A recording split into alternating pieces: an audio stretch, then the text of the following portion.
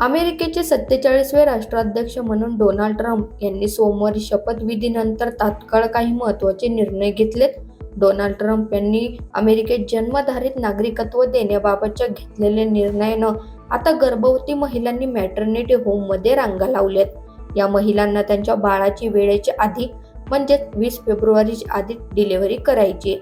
अमेरिकेत झालेल्या सर्वेक्षणानुसार हा कायदा रद्द करण्यास वयस्कर अमेरिकन नागरिकांनी विरोध केलाय. नोबेल पुरस्कार विजेते मोहम्मद युनूस यांनी अंतरिम सरकारची धुरा आपल्या हाती घेतली असून त्यांनी देशात सुधारणा आणण्यासंदर्भात आणि स्थिरता आणण्याचं आश्वासन दिलं. मात्र हिंदूंवरील अत्याचार कमी झाले नाही. मात्र आता बांगलादेशातून त्यांच्या राजीनाम्याची मागणी होताना दिसतेय. ही मागणी बांगलादेश नॅशनलिस्ट पार्टीच्या एका वरिष्ठ नेत्यानं केली असून खरं तर मोहम्मद युनूस भारतासोबत पंगा घेण्याच्या विचारात होते. मात्र आता तेथील नेते मंडळी त्यांच्या धोरणाचा विरोध करू लागलेत.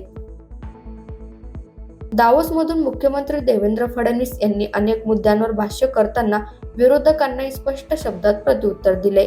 त्यांनी म्हटलंय की महाराष्ट्राने वर्ल्ड इकॉनॉमिक फोरममध्ये 61 करार केलेत, त्यात 15,70,000 कोटींची गुंतवणूक करण्यात आली आहे.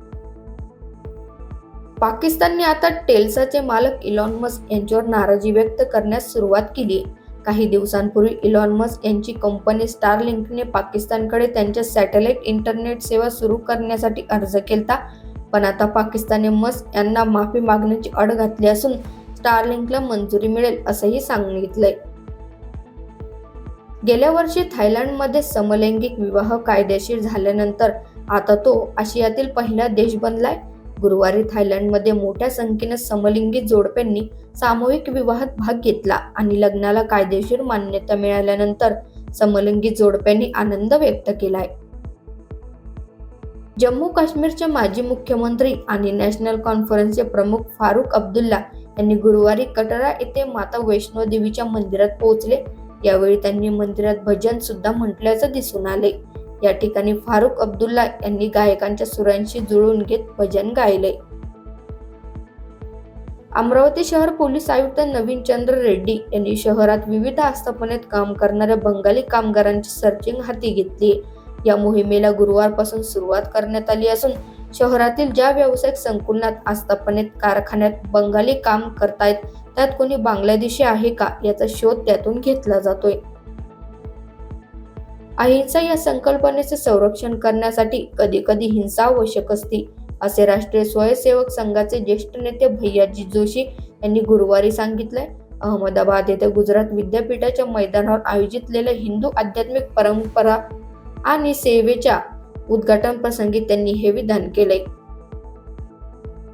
राष्ट्राध्यक्ष डोनाल्ड ट्रम्प यांनी राजधानी वॉशिंग्टन मधील नॅशनल कॅथेड्रल चर्चमध्ये प्रार्थनेत भाग घेतला.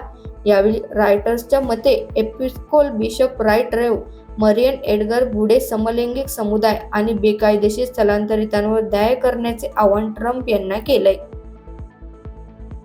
विकसित भारत हा संकल्प पूर्ण करण्यासाठी भारतीयांनी एकजूट राहावं, तसेच देशाला कमकुवत करण्याच्या आणि देशाची एकता तोडण्याचा प्रयत्न करणाऱ्या शक्तींनाही पंतप्रधान नरेंद्र मोदी यांनी इशारा दिलाय. तुम मुझे खून दो मैं तुम्हें आजादी दूंगा ही नेताजी सुभाषचंद्र बोस यांची घोषणा मला सर्वात प्रेरणादायी वाटते, असं पंतप्रधान मोदी यांनी म्हटलंय. दरवर्षी कर्तव्य पथावरील प्रजासत्ताक दिनाच्या मुख्य सोहळ्यात विविध विभागांच्या तुकड्या पथसंचलन करतात.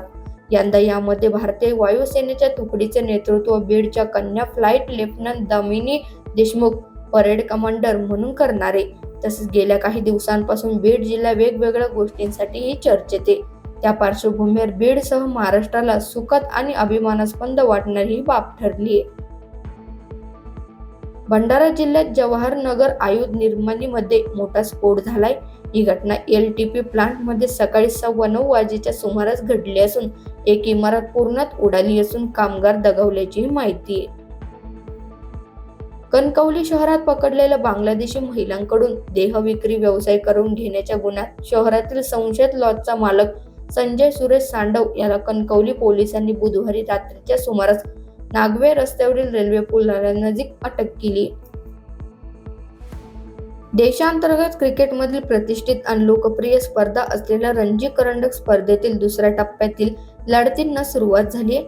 तमिळनाडू संघटनांकडून खेळणाऱ्या आंद्रे सिद्धार्थनं छोटा पॅक बडा धमाका असा सीन दाखवून दिलाय. संघ अडचणीत असताना त्याने रणजी क्रिकेटमधील पहिली सेंचुरी ठोकली.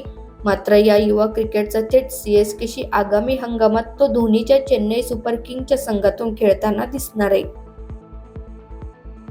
भारतीय क्रिकेट संघातील अनेक स्टार खेळाडू देशांतर्गत क्रिकेट स्पर्धेत खेळताना दिसतायत. दुसऱ्या बाजूला रवींद्र जडेजानं पंजा मारत द्विशतकी डाव साधलाय. रिषभ पंतच्या संघाविरुद्ध जड्डूचा पंजा रणजी ट्रॉफी 2024-25च्या हंगामातील ग्रुप डी मध्ये सौराष्ट्र आणि दिल्ली यांच्यातील लढत राजकोटच्या मैदानात रंगलीय.